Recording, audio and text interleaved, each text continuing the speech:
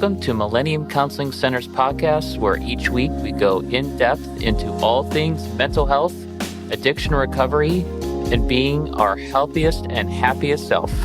Enjoy.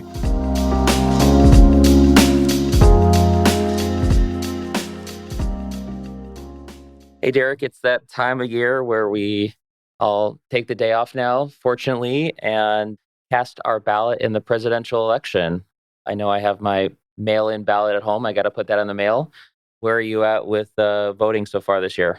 Yeah, I like to vote in person. Okay. So there's a school near me. So I think it's important, at least for me, to vote. So yeah, I'll be voting on the 5th. And, I think particularly this year, this is a topic of conversation for many people, including, kind of how people are navigating this, and particularly with family and friends and coworkers around differences of opinions and, feeling it's a hot topic. And I guess, making sure that we're having those conversations in a healthy way and kind of respecting other people's thoughts and opinions while still being able to add in what we believe. For sure. Yeah, and I think at least kind of in the client setting, people are bringing different things to the session. Some people are really worried. Some people don't really have an opinion. Some people feel like it's taking up a lot of their headspace. And so we're talking about kind of how that affects their overall well-being. And, if they do find out that something comes out where a close friend or a family member, coworker, maybe kind of wanting something different in terms of the outcome of the election, what does that do to them? And how do they end up kind of like either pulling back or leaning in to those feelings?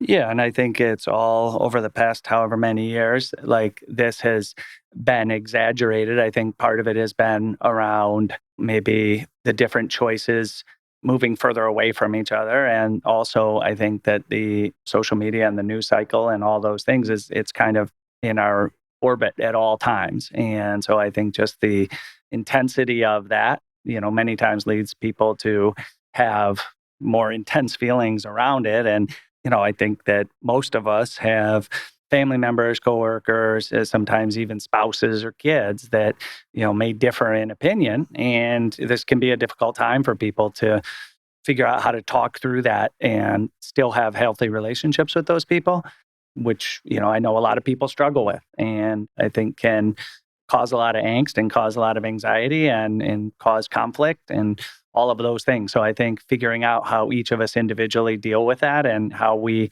kind of navigate those conversations or not. I know some people, the best choice is to not talk about it. They know that they disagree so vehemently that talking about it just ends up in conflict. And then there's other folks who can have those conversations with very differing opinions and making sure that it's not like permanently damaging those relationships. Yeah, I think maybe like a lot of things, it's intellectual and emotional. So when things kind of sway more emotional, that's most likely when we see conflict, right? When there's difference. When it can stay intellectual in terms of like listening and analyzing and hearing what someone's perspective is, I think that tends to be when there can be a little bit more of a appreciation for someone's own perspective. I think, one of the traps that I'm hearing people kind of talk about is when, people are all grouped together as being the same or wanting the same thing or believing all the same things. And so I think that's one of the things that I'm trying to encourage people to kind of view is to kind of be curious about where someone's kind of beliefs come from and what they're really looking to get out of that. And it really could surprise you, that their political beliefs may be associated in your mind with something really negative, but maybe that's not kind of what their goals are or what their idea of it is. It's just what they think or what they believe. And for an example, in the presidential election, right, you're given two very different choices. And I think that each of those choices have things attached to them, some that you may like and some that some may you agree with and some you might disagree with. And different people are motivated by different things. And so there may be somebody who is picking one choice or the other for something completely different than whatever it is about that side that bothers you. And at the end of the day, right, you get the whole package. But I think from a standpoint of, to your point, what that means, what does it mean? And that's where I think we get in trouble a little bit is that based on people's opinions and choices and things like that, then we oftentimes attach meaning to that about the person. And, kind of what you said is that that isn't necessarily true. But if we start with that idea that this, means that without talking about it, without discussing it, then we may never, we may walk away thinking that that's all the truth for each individual person. I always encourage people to have open conversations, which is not causing, a lot of conflict. I think it's important if you have people in your life that you can talk to and hear what they think and hear why they think that and what that means to them. I think all that stuff is important. Yeah. I think in terms of like how we want to be treated, I don't think we would want other people to group us into, a large generalization. And so I think we have to kind of realize like other people probably don't want us to do that to them. And so it's kind of a little bit of the golden rule where, really thinking about how you want someone to value your opinion, kind of take all of you under consideration.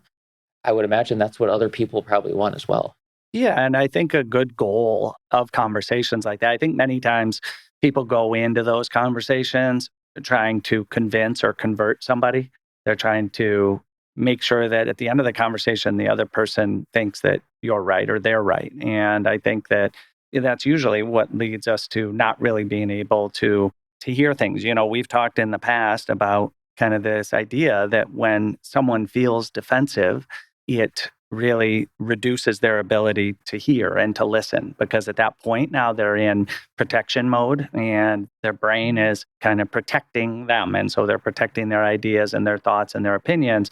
But if we put those conversations in a way that's going to lead to somebody feeling defensive, then we're most likely not going to have an overly productive conversation because even the things that if you have a certain point that you would like to share with somebody or a certain opinion, if automatically you're both on the defensive, then most likely the other person is not going to hear that anyway. And so you really badly want to make this point, and they're going to walk away from the conversation without taking anything away from that. And, I think it's a good learning experience for us all. I think we're all different. We all have different opinions, backgrounds, ideas.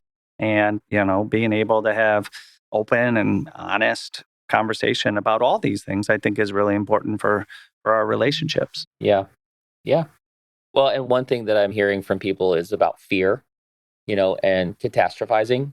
And I think that that's kind of part of what the human brain does, right? When there is an immense amount of fear, there's kind of like what anxiety does and fear does is it goes to like the furthest point it can go possible and create a narrative or a story of like, it's going to get really, really bad. And then I also think that that really changes the conversations we can have for people because it now is like the worst possible thing in your mind is going to happen. And if somebody is believing in another opinion or voting in a different way than you, then they're associated with that worst outcome. And I think that that's not anything they did. That happened within you or us, right? Where my fear, my worry created this story. And now I'm putting that on you. And now, how does that affect my ability to listen and appreciate your individual perspective on politics or America or whatever it is? Yeah, I agree with all that. And I think that one of the things that as human beings we like to do is if we are trying to kind of make an point or share an opinion, then we want to use examples. And I think that kind of this idea of anecdotal evidence is something that I hear a lot of within conversations, within the news, all of those things is that this is, to your point about fear, this is what is going to happen. And then there's a follow up with this one particular thing happened. And I think that it's easy for us to look at that as evidence for something being a certain way. But at the end of the day, we really don't know how these things are going to turn out. We don't know what that's going to look like. And for most things in our life, whatever our biggest fear is, the end result typically is less than whatever that fear would be. And so I think that kind of managing our own internal fear. And again, I think one of the things with fear is just making sure that you have an outlet for that, making sure that some people journal, some people pray, some people meditate, some people have a therapist, some people have family and friends that they talk to. But I think that when we're holding that fear within, that's when I think it really can be damaging. And it kind of multiplies inside of us, right, without being able to talk it through or express it. And so I always recommend to people when you have a lot of fear to be able to find some outlet for that in any of those ways I just listed, and making sure that it's not just sitting in us and growing. One thing that's coming up for me as we're talking about this is like, what is growth and evolution? Where does that come from? And I think in my life, it hasn't come from sitting in a room with people with the same ideas and same perspectives and same exact way of thinking about things. That growth and getting better and some whatever that is tends to come when someone else has a differing idea or an opinion. And that my whatever I believe and whatever they believe and however many people in the room, that those things all kind of get smushed together. And now I have a grown or evolved way of thinking about it. And so I think it's just one of the things that's people can be scared about is like, well, I want to talk to people. I want to be in relationship with people, but I'm maybe worried about my reaction if I get uncomfortable or if there is something that I don't agree with, how to manage that so they don't hurt a relationship. Yeah. And I think there's, realistically, as we look around at family, friends, and people around us, there's certain people that we can have safer conversations with than others. And I think that my goal is always to make sure that I can be a safe conversation for somebody, right? But I think that in any conversation, there's two people and somebody else may have a different goal. And if that's the case, then no matter how badly I want to have a civil, honest conversation, and that's not what the other person is interested in, then I'm not going to be able to force that and create that. And that's where I think that there are certainly probably people in all of our lives that we probably can't have those conversations with. And nobody's opinion is going to change. Nobody's points are going to be heard. And it's just going to end up leading to, kind of an argument and animosity and conflict. And like to your point, I don't know there's any value in that for us. I think that the value can come from listening, understanding, trying to see perspective, but to, kind of have an argument in a court of law with your brother-in-law doesn't necessarily sway anyone, and it just ends up two people being angry and having conflict. Well, in a few weeks from now, we'll be on the other side of this, and I think we'll be in another place. And I think it'll be interesting to see how people kind of move through this and how they figure out those relationships once, outcomes are decided. Yeah, and that will lead to different conversations, right? I mean, maybe a lot of the same points, but no matter what happens, there will be about half of the people that are going to be happy and about half of the people that will be unhappy. And so, that is, again, going to put us in a position where we're going to have to navigate that. All of us as people, we're going to have to navigate that and be able to deal with whatever that outcome is, good or bad in each person's case, and still figure out a way to move forward, right? Just as far as us as individuals and as people and as family members, which will be a similar but different challenge.